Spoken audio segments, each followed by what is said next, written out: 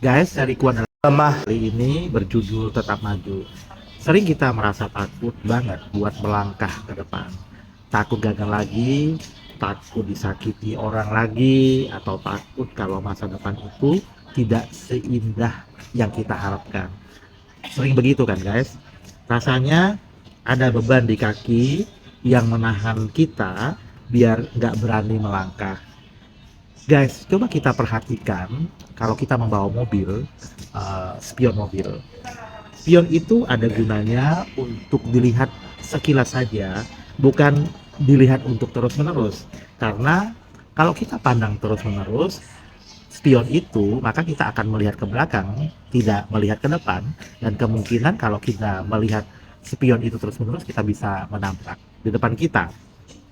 Jadi, spion itu adalah sekilas melihat masa lalu. Hidup kita juga begitu, guys.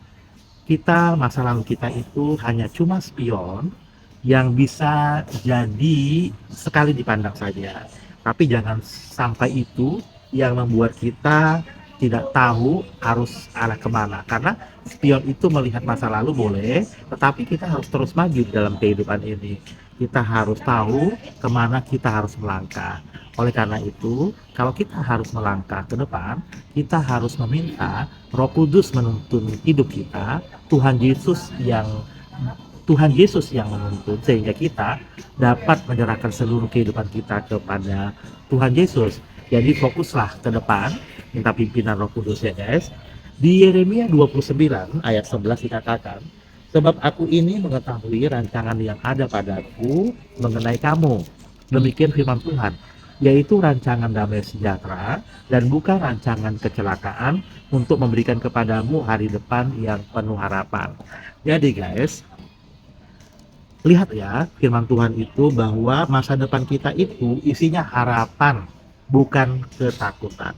Jadi mulai sekarang hapuslah air mata kita, rapikan baju kita untuk tetap maju. Jangan biarkan masa lalu kita menahan berkat yang akan Tuhan beri, yang sudah siapkan untuk masa depan kita. Kita percaya langkah kita selanjutnya akan lebih jauh indah bersama Tuhan Yesus. Oke guys, Tuhan Yesus memberkati. Salam sehat buat kita semua. Bye-bye.